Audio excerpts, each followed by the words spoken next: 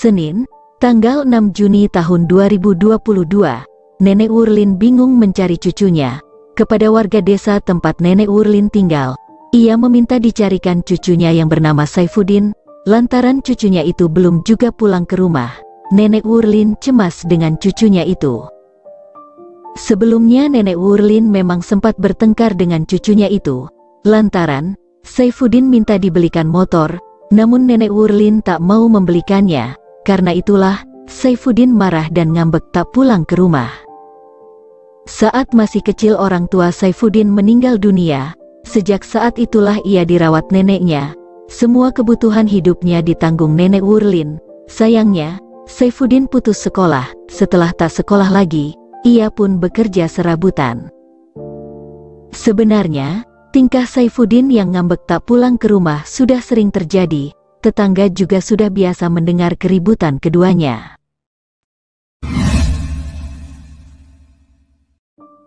Selasa pagi, tanggal 7 Juni tahun 2022, sekitaran pukul 7:30, tetangga tempat mereka tinggal dibuat ketakutan. Pagi itu, Saifuddin lari keluar dari rumahnya sambil berteriak minta tolong. Pemuda itu keluar dengan kondisi tubuh yang berdarah-darah akibat luka tajam di leher dan perutnya. Sekitaran 50 meter pemuda itu lari minta tolong, ia pun jatuh tersungkur.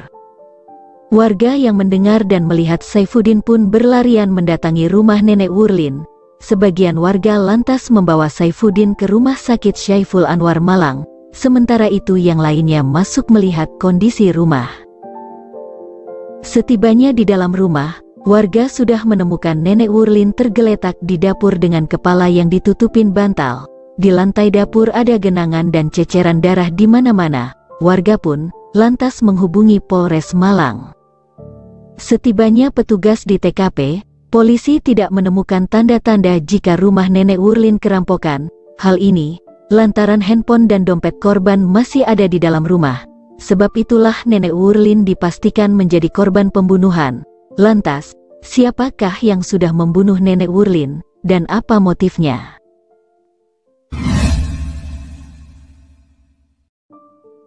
Untuk bisa menemukan pelaku pembunuhan Nenek Wurlin, polisi harus meminta keterangan Saifuddin sebagai saksi kunci. Namun, polisi harus menunggu kondisi Saifuddin membaik terlebih dahulu lantaran pemuda itu masih dalam perawatan pihak rumah sakit. Sementara itu, petugas melanjutkan mengolah TKP. Dari hasil penelusuran TKP, penyidik tidak menemukan adanya sidik jari orang lain di dalam rumah.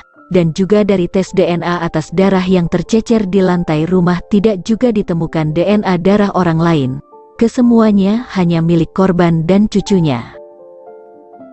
Setelah menemukan bukti-bukti di TKP, polisi menyimpulkan jika Saifuddinlah pelakunya. Namun lantaran Saifuddin masih dalam perawatan, maka petugas berencana akan bertahap menanyakan kepada Saifuddin atas apa yang sebenarnya sudah terjadi.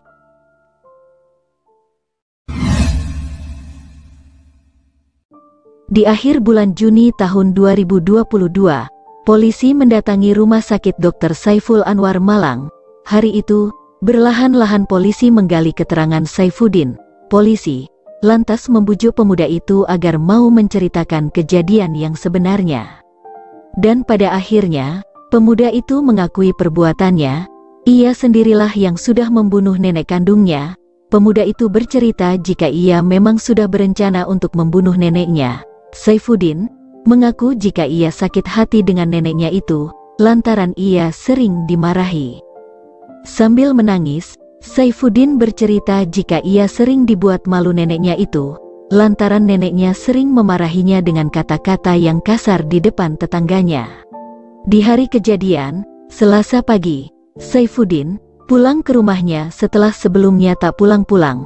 Pagi itu neneknya mengomelinnya, mereka pun bertengkar.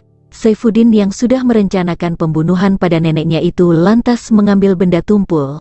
Dalam hitungan menit, ia hantamkan ke kepala sang nenek berulang kali, hingga neneknya meninggal di tempat. Setelah sadar neneknya meninggal, Saifuddin lantas ketakutan.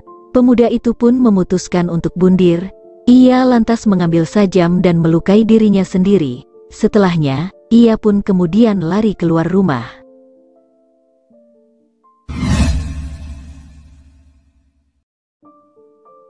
Atas pengakuannya, Saifuddin pun disangkakan pasal 340 KUHP, perihal pembunuhan berencana, dan dituntut hukuman mati atau seumur hidup.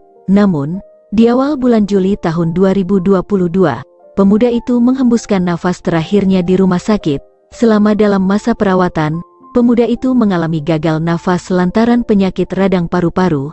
Saat Saifuddin kritis, pihak rumah sakit sudah berupaya menolongnya dengan memberikan alat bantu pernafasan. Namun, pemuda itu gagal diselamatkan. Dikarenakan tersangka sudah meninggal, maka tersangka dikenakan pasal 77 KUHP, sehingga kasus pun dinyatakan atau dianggap gugur.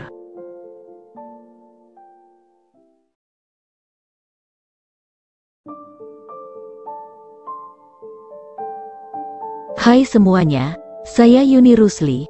Tentunya saya mengharapkan channel ini agar bisa lebih berkembang. Karenanya saya menunggu kritik dan sarannya. Kalau begitu sampai di sini dulu kisah dan cerita kali ini.